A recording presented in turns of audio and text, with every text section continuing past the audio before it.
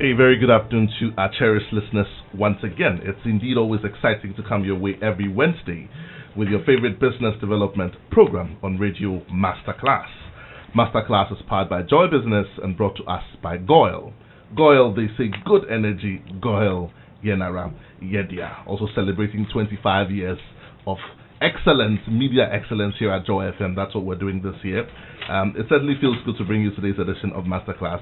It's the 19th of February today, indeed the second month of the year, and see how time flies. We're almost getting to the end of February, and then very soon we'll have just 10 more months to go. If there's something that you have always wanted to start, let's make sure that let's get straight to it and start. Masterclass comes your way every Wednesday at 1:15 p.m. and runs all the way through to 2 p.m. here on your superstation, Joy 99.7. My name, as always, is Yaw Anim Barnafo, and I am your host for the show. And so if you've been listening to Masterclass in this month of February, we have been discussing the all-important issue of emotional intelligence. And we've been spending time here in the studio with the CEO of Ghana's first Emotional Intelligence Center, Mr. James Kwesi Addison. We're privileged to have him here again in the studio with us this afternoon. Mr. Addison, you're welcome back to the show. Thank you very much, and very grateful to your listeners. Right. So we have been spending some time talking about emotional intelligence and how it plays in the sphere of business, entrepreneurship, and all of that. Last week we dwelt on three keywords: passion, optimism, and I think it was independence, wasn't it? It is, yes. Today we're going to be spending a bit more time talking about how to create teams and how to function within those teams and how emotional intelligence plays in that space. But just by way of recap, for those of our listeners who missed last week's show, very briefly, just in about 20 seconds, if you will. Can you just recap what we did last week on EI, and so we can flow from there in today's discussion straight away? Good, thank you very much. Last week we looked at the fact that entrepreneurs are moved by emotions. And first and foremost, they should be able to find and locate their passion. So we look at ways of locating your passion and turning your passion into a business venture. We also look at the fact that you need to be very optimistic as an entrepreneur, because you need to have that perspective of the brighter future ahead of you, despite occasional setback. Then we look at the independence, that you need to have that ability that at a point in time a decision must be taken, because nobody would like to be around people who are indecisive.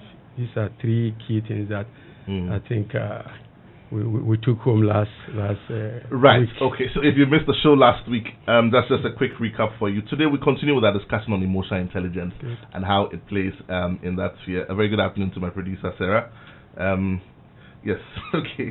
So I have something for us just before we continue. Okay. And I was just reading up about, because earlier on you mentioned that behavior is a function of emotion. Good. So behavior is one of the ways through which people express emotion. Good. Today we're going to be dwelling on building the right teams and creating the right environment. So as a business owner, as an employee, wherever you find yourself, you will function in this team somewhat. Good. You will interface with other people. We asked the question earlier. We said, if you cannot master your own emotion, how are you going to manage the emotions of other people?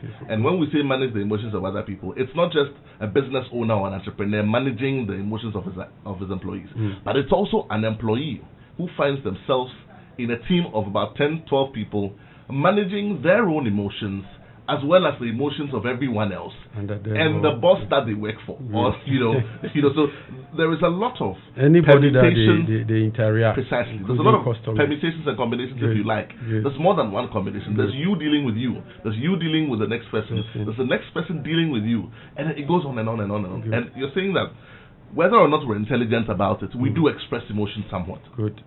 But we need to learn to be intelligent about it. So I don't know whether this is a behavior or this is a symptom, but smiling helps, doesn't it? Yeah, so I've got something on smile. Okay. Now this is someone who was born in Northern Macedonia in somewhere 1910. She was later known in her life as Mother Teresa. Good. And she was given a Nobel Prize and a prestigious award of the Order of the Smile. Now, she's remembered for many quotes, but there's this one that I want to share with us here on the show as we start today's show. And she says, "Let us always meet each other with a smile. Good. For the smile is the beginning of love." That's Mother Teresa. It says, "Let us always meet each other with a smile. For the smile is the beginning of love. Creating effective teams, creating effective environments, and emotional intelligence. Talk to us. Thank you very much. With regard to the smile, it's just an indication of one of the things that I'm going to talk about today, and that is empathetic listening. When you smile to somebody, you tell the person, I'm here with you. I've appreciated whatever you're speaking to me about. And people feel very happy, and it's a basis for a relationship, very, very important. Now, today, I want us to look at two main things here, because we're likely to continue further. Today, I want us to look at empathy and communication. Under the communication, I will look at empathetic listening, which is one of the building blocks of communication. Now, empathy, as defined by Alfred Adler, is a seeing with one's eye, right? Seeing with another person's eye, listening with another person's ear, and feeling with another person's heart. Now, basically, empathy is our ability to be aware and understand and appreciate the feelings and thoughts of others. Why would an empathy be a very important building block in a successful business? That your ability to appreciate and understand other people's feelings and thoughts and what they intend to do with that feelings has a way to promote and sustain your businesses. Most businesses are built under empathy. So empathy in business has a lot of advantages that will accrue to anybody that sees the importance of it. First and foremost, in business, the entrepreneur's ability to connect and gather importance of what somebody is feeling, what somebody is experiencing, and what the person is intended to do is a very good way of building and starting a business. Every successful business has been built upon partnership. Now, when I say partnership relationship, what I mean is that every individual in the chain of the value chain of building a business is treated as a stakeholder and not just an ordinary staff or a customer. Now, when we say they are stakeholders, it simply means that each and every one of them have a shares.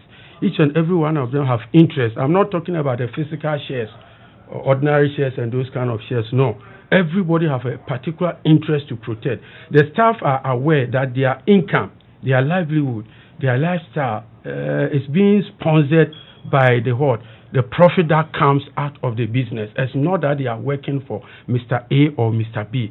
In order to have a partnership relationship as a businessman, you need to have a skill that we refer to as empathy.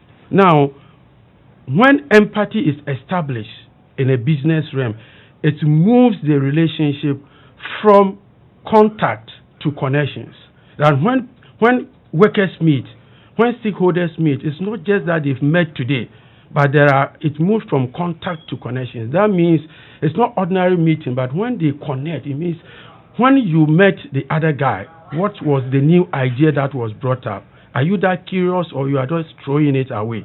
Could you build something out of that? Could you have some feedback that will be given to this person that will make this work a prosperous one? So it tends to be more of a connection than contact. Now, one of the ways to establish empathy at the workplace is to ensure that you have your social contract well established.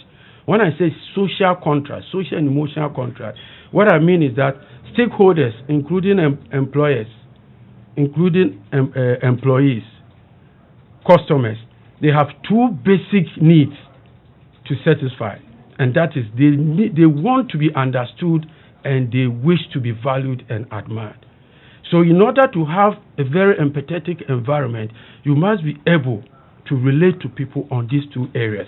The next thing that you have to do is that you must have your cognitive aspect of relationship and then the emotional aspect of relationship right. The cognitive aspect is as a business owner, you need to really appreciate and understand the tasks involved in all the activities of your business. Now, in the emotional aspect, you also need to know and appreciate the fact that these people are human beings. They are not machines to be used and dumped and get to them in the morning. Human beings are emotional beings. they may not necessarily have the ability to leave emotions home and come to the workplace. So it's your ability to appreciate and understand their emotional experiences. Now, when this is properly done, workers will work well for you. Customers will continue to buy from you, including referrals and repeat. And investors will find the need to do business with you. Now, Mr. Addison, briefly, how do you build empathy? I will do some basic tips here. I'll give some basic tips up here for us to all try and build empathy in one way or the other. You must get your cognitive and emotional dimensions right. That is what I've said earlier on, that understand the task that is involved with your job, what your staff are supposed to do. You must also acknowledge that these staffs are human beings and appreciate and validate their emotional experiences. Now, the other thing that you can do is to look for differences between you and all other staff or all other stakeholders. When you look for the differences, it is the area to avoid conflicts. Because when you get to know what somebody likes and dislikes, and you really want to live with the person, then it means avoiding that hot spot is going to really ensure that you do have a very good relationship. You also look for similarities between you and each of your staff or stakeholders, and this is an area for collaborations. When there are similarities within people, I used to work with one of my friends, Muslim. He's a Muslim guy, very brilliant guy. I think he's now with the ADB as the head of credit risks. And I found some similarities between me and that gentleman, and we've been very good friends. Whenever I'm relating to him in any way, I said, my learned friend, because the guy is very good, very critical. And then he also referred to me, Prof. And because of this simple, the idea that both of us has appreciated the fact that let's recognize each other, that at least we've learned something, we know what we know, and we know what we don't know. Now, this simple similarity has maintained our relationship for quite a long time. So having the ability to locate similarities between you and all other stakeholders around you in your business is a way to build empathy. You also look at issues from varied perspectives. Here, I want to advise that entrepreneurs, managers, leaders, business owners to be mental agile. Despite the fact that where you sit determines what you see and how you see it, you must be able to look at it from different perspectives. Remove that lens, the colored glasses, so that you be very, very objective in dealing with people. Also, look for greatness in people and support them. The greatness in people and support them, it could simply be giving a feedback to that person at regular basis. That ensures that this person continues to do what he does best. I have a professor at Legon, Professor Akpalu. He will call me and say, James, the seriousness you have attached to emotional intelligence, there's only one thing for you, and that is you can only be successful with it. Now, when you hear people giving you such a feedback, it's a way of building an empathy, and it's a way of making sure that your greatness come to bear, that you become that robust in whatever you have believed in. Now, for instance, let's look at this scenario. Imagine a company that suffers a setback from one of its sources of income. The only option left to so many companies is that they will be prepared to lay down staff. Now, let's look at it this way, by building empathy into every decision. Now, junior staffs can have the idea that we'll reduce our pay, or management will reduce the pay by 15%. And how joyful it will be if management come on board and say we are also reducing our pay by 20%, making sure that other people don't go home and suffer. Empathy can be embedded in most of the decisions we do, and it is very good that entrepreneurs do that. Now, Mr. Addison, how is empathy good for business? And most of the time, I tell people that even your business opportunity is an empathetic agenda.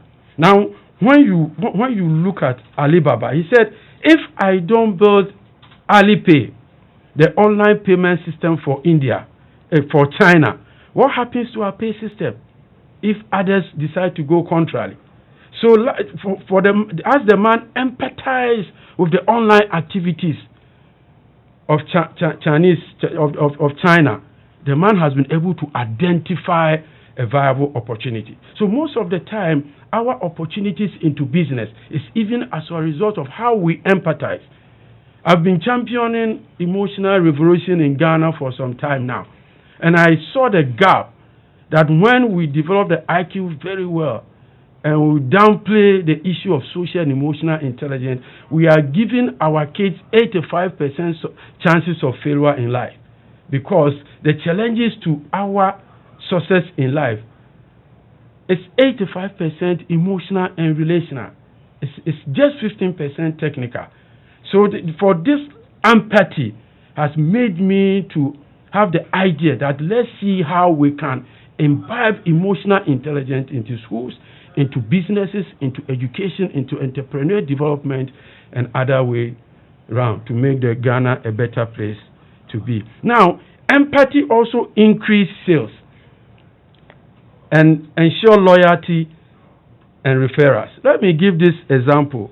Run Air, and there is a program that they started. They call it Always Getting Better Program. Now, this Always Getting Better Program was just to address three things. Unallocated seats, that when passenger seats are not really given to them. Now, secondly, the luggage that we carry on board and some hidden charges.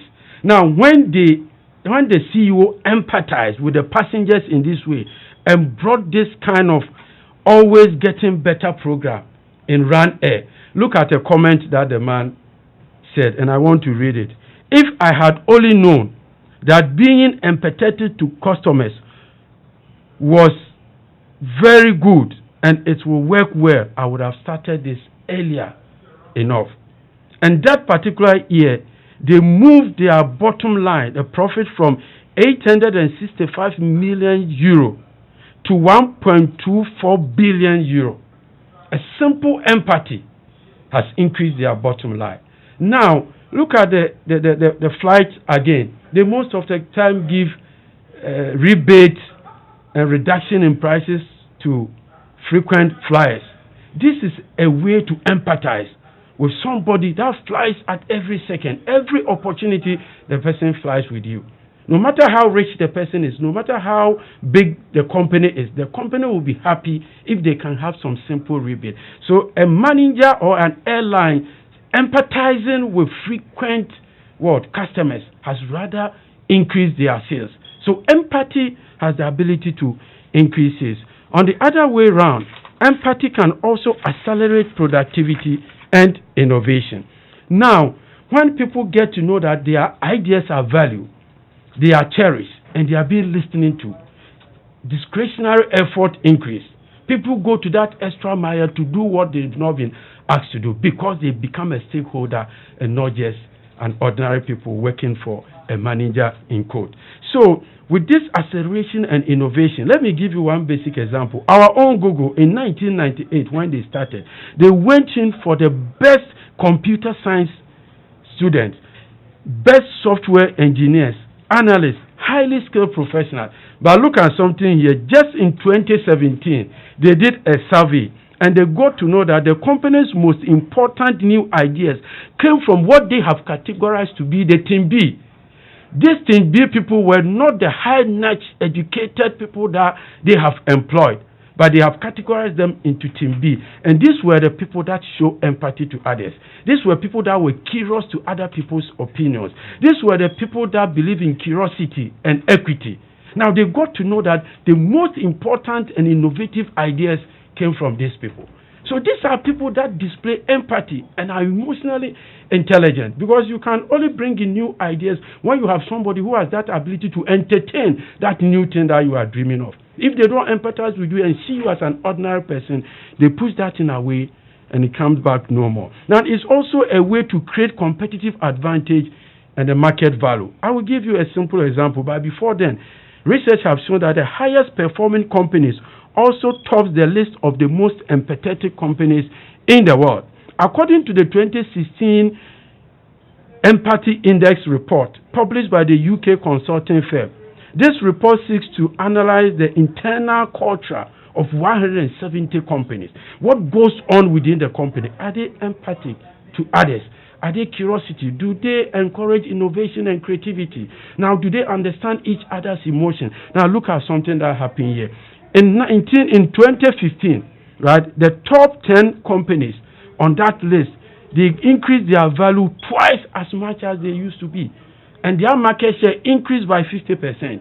This is a clear indication that empathetic leader has the ability to enjoy all these advantages that comes with it. It is also a way to expand and engage your team as well as a collaborative effort. Simply because when people feel that they are being valued and understood, it leads to better retention. You can even attract very good people, higher morale among staff, less absenteeism, as we talked about the other time, higher productivity, higher profitability, and all those good things that comes with it. Very, very important. Wow, okay, so that's a lot of information right there. I want to get interactive very quickly so that we can ask a few questions and bring the discussion home. That's a lot of information that you shared with us.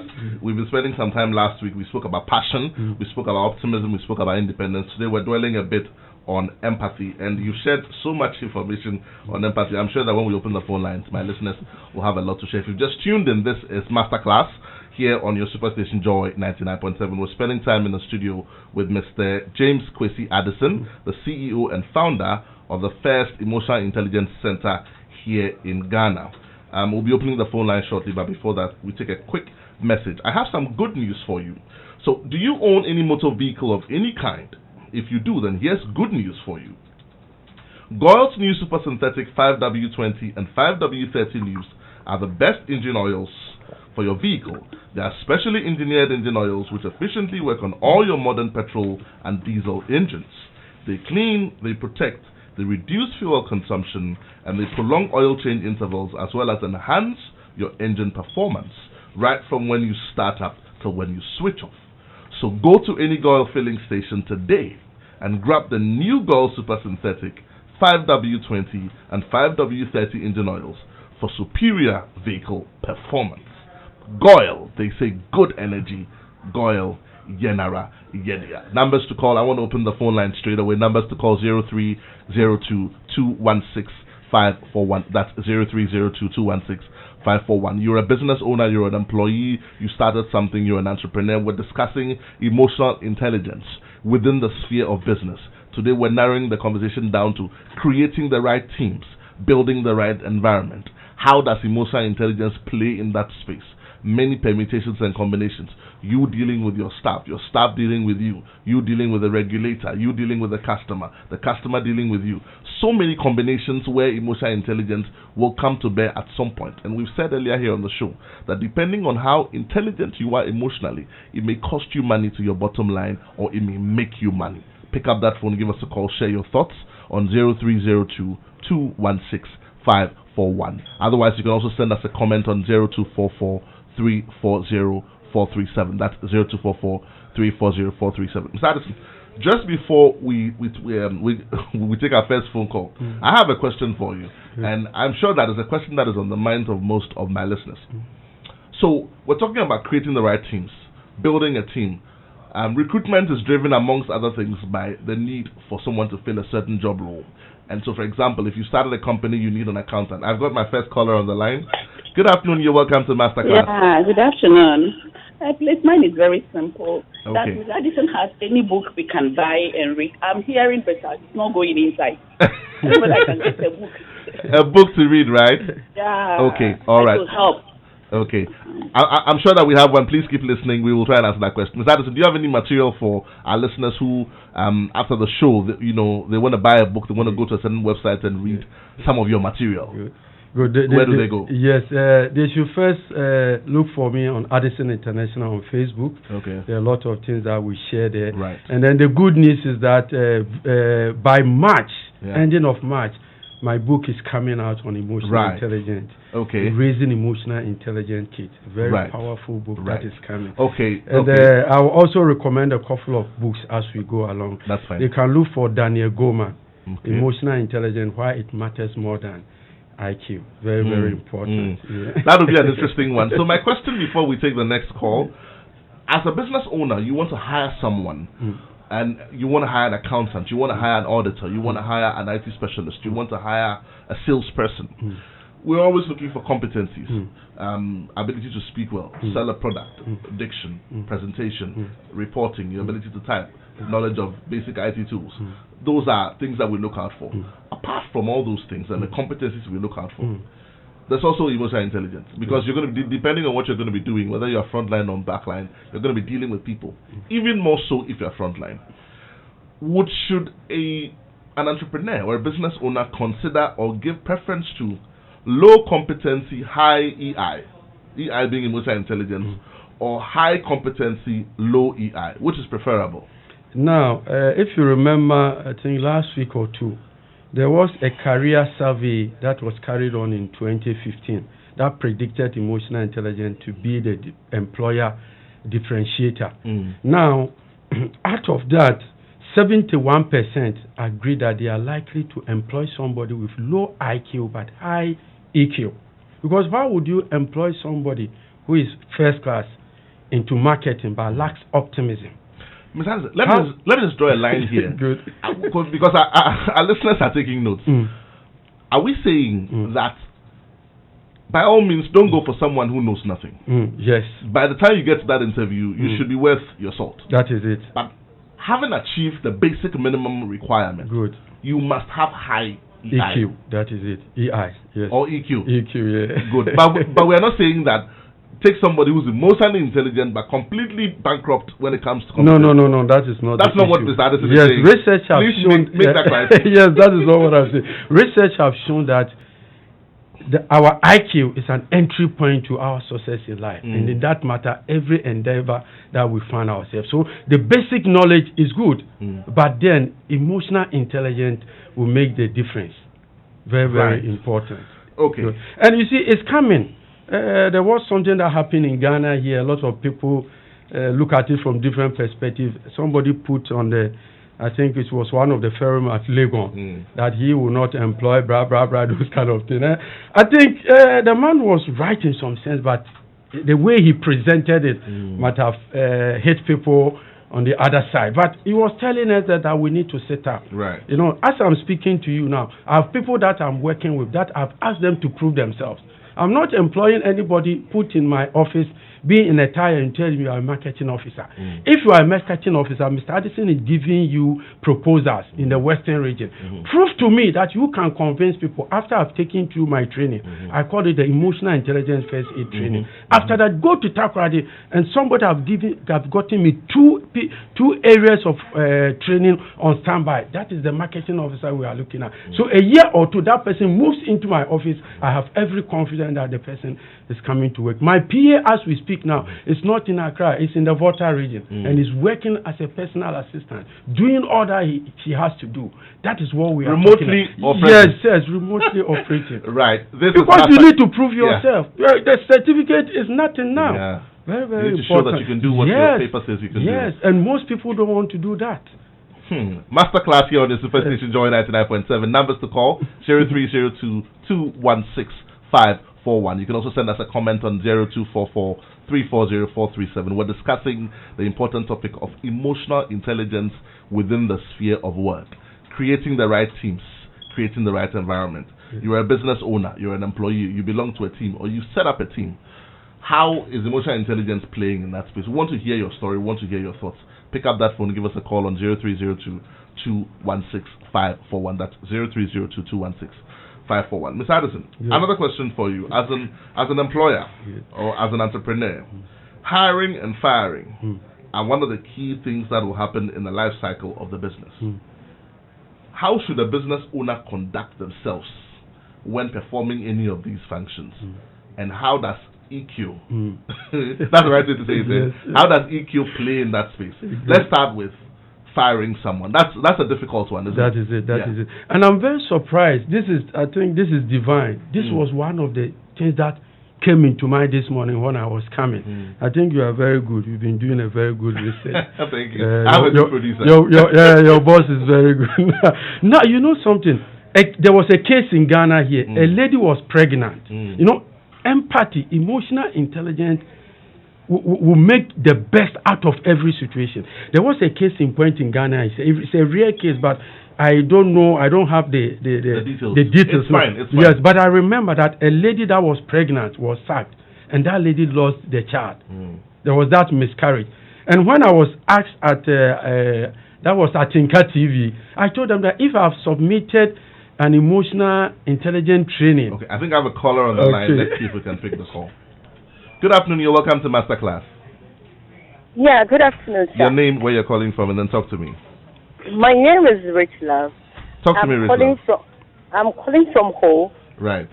Actually, I'm listening to the program now, and I'm enjoying it so much. My take on this emotional intelligence issue is that, honestly, it's a good thing because I'm an entrepreneur myself. Okay. I'm starting my little business. And with a few customers and clients I've met, I realized that one really has to be emotionally matured to handle customers and also to take certain decisions concerning a change or a shift in your business. And honestly, I think this program has been so educative. And also the last time Mr. Addison came, he asked that people should find out if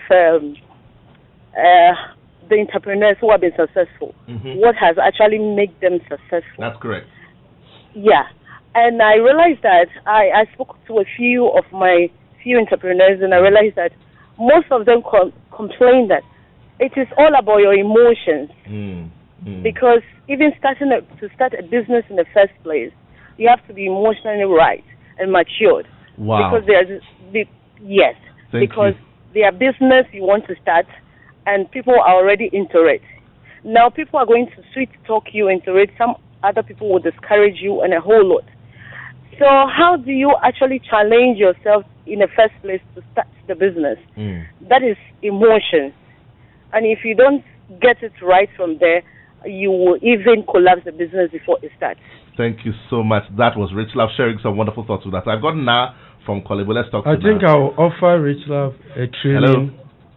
Hello? Okay, I've lost now. Now, if you're listening to us, just give us a call back. But you wanted to make a comment. There is a training coming up, first aid emotional training. I'll offer Rich Love. You'll share some thoughts. Okay. I think I've got another one. I've got Nelson on the line. Let's talk to Nelson. Good afternoon, Nelson. You're welcome to Masterclass. Sorry for keeping you. Good afternoon. Good afternoon. Talk to me, Nelson. Yeah. Well, thank you for giving me the opportunity. My pleasure, Nelson. Yeah. And thanks for your afternoon teacher too as well. Mr. Addison, that's his name. That's right. On the topic, emotional intelligence. And I'll be glad. I don't know if we could make some effort in a way, some of the private schools, and if the government will even agree, inculcating this sort of lessons into our educational curriculum. Right. Yes. You see, we lack so many things. He's talking about emotional intelligence. You have this kind of algorithm, critical thinking.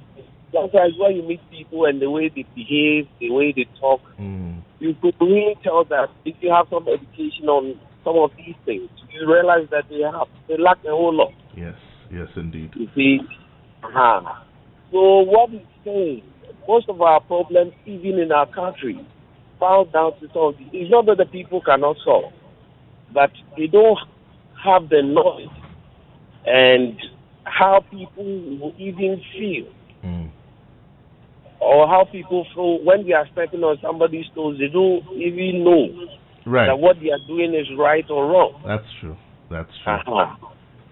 Thank you so much. That was Nelson sharing some thoughts with us from Medina. Thank you for calling us. If you're listening to Masterclass, you want to share some thoughts also, pick up the phone, give us a call on 0302216541. We also want to hear your comments. Right. Okay, so Ms. Addison, Good. those were some thoughts they're sharing with us about the Very good experiences, thoughts, but you yes. were sharing with us about Yeah. about firing. Before Good. that, you said you were going to I'm put going some to information offer out. a ticket to, I think the Rich Love is giving us some information, very vital there. I gave an assignment out and I think she's come back with it. So a training coming on 29th. Okay. I will leave the ticket here next week for her to pick it up. Then this lady, a pregnant lady was sacked and there was a miscarriage. Right. Now, if empathy has been made part or emotional intelligence has been made part of that decision, it would have been better off. Now, if the lady supposedly was at the account department and something went wrong, I could have taken the lady to HR department. If it's a marketing lady or a front line and is disrespecting others, I would have taken her to the back office and wait for the lady to deliver. This is where you treat people as a human being.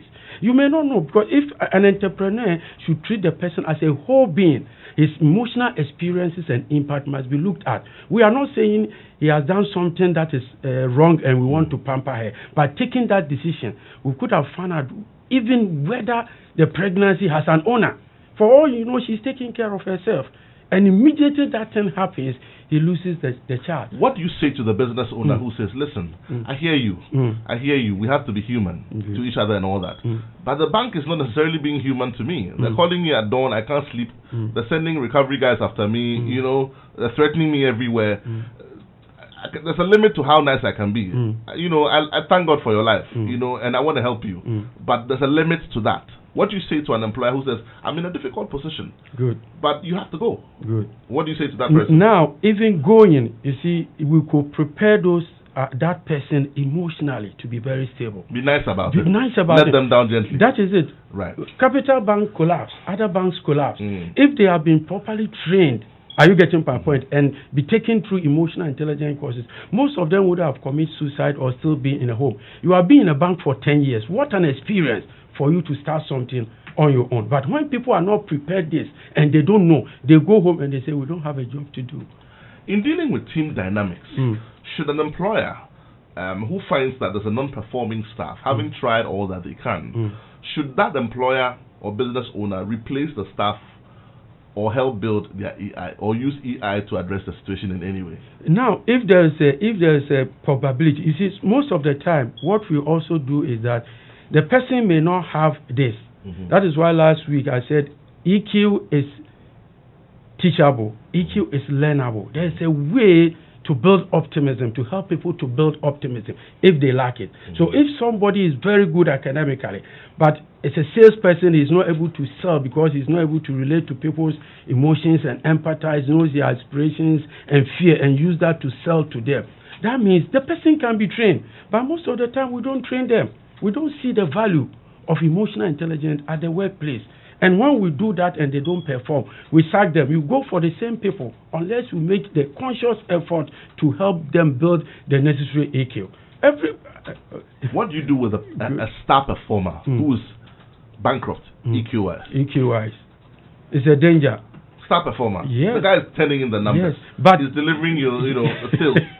You are shooting the numbers. You are I may not know, but if we do the analysis very well, you could see that when EQ is added, he will be the best super performer. Currently, he's the best of the best. Yeah, it's just that by the time he's done, he would have stepped on the field. A lot of yes, and you see, people want to be felt, loved, and understood. Are you getting my point? There's a place I worked, and it got to a time when you are at the management table, the table became very intimidating. And one time I stood up and said, if this table is not friendly enough to entertain the foolish ideas people are bringing, then this table doesn't need to exist. A lot of people left, and I left. And they went down 5 or 3 years later. You get to, so sometimes you get, because we saw people coming in with so many credentials, and they're so intimidating. You see, being empathetic is not about nice. It's your ability to understand where that person is coming from. And you do everything possible to move the person from that challenge that he or she is experiencing. It's not about being nice. Right. It's ability to know what you need and how to get it. Understand the other person. That is it. How does temperament play in this space? Because you see, you've got a lot of people in the same space playing together, and perhaps this will be our final point, and then you can wrap up with this as we prepare. Next week we're talking about emotional resilience. That's correct, right? Yeah. But how does temperament play in that space? We're in a team. Everyone is doing their job. Yeah. It's fine. Everybody's carrying their own weight. My temperament is probably one of a choleric. So listen, I love you to bits, but I really don't have time for you. That kind of thing. How does temperament play? I have a very simple strategy for that. Do you want to be that manager that you aspire to be? Do you want to be that person that people want to really around you? If that is the case, then despite your temperament, you must add on the other areas that you are lacking. Are you getting my point? You have a very peculiar temperament, but do you want to be that leader that people would like to follow and be around? Then you must. I want to get my job done. Yes, you're getting the job done, but then do you think that the company is likely to push you to that highest level if that opportunity become vacant, because you may be lacking those things? So build your EQ in the areas that you are lacking, no matter your temperament. Very, very important. Okay. If you disrespect people and achieve everything, what else? Other things may crop up which may not be suitable for you to really handle. Okay. Right. I've still got a few minutes here. What's the takeout from today's discussion? Now, because we have situated it in a specific context, and I've done that very, very purposefully. Good.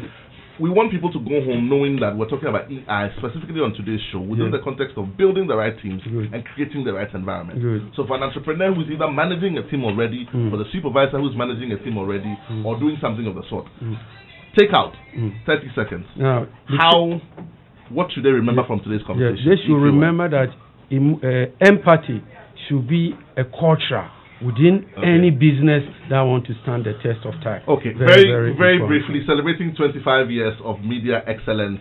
We have a surprise for you here on the show, as we do for all of our guests. So I have a small box with me, very beautiful box, with numbers 1 to 25. I want you to pick any number. Close your eyes. Pick any number, and it corresponds. But let me see what happens. Okay, so for those of you who are watching us live, you should see this going on. Right. Okay, so you pick the number. That number corresponds to a certain number with a box of goodies. And at the end of the show, we're going to make that presentation to you here on the show. But by all means, this has been a really, really wonderful show. Thank you so much. Thank you. This has been Masterclass here on your Superstation. The number you picked is number 5. Wow. Number 5. Wow. So my producer is going to help me pick an item for you. Good. But this has been Masterclass here on your Superstation, Joy 99.7. Make a date to that same time next week. Up next is the news at 2. My name, as always, is Yaw Barnafo. So we'll see you same time next week. Thank you for listening.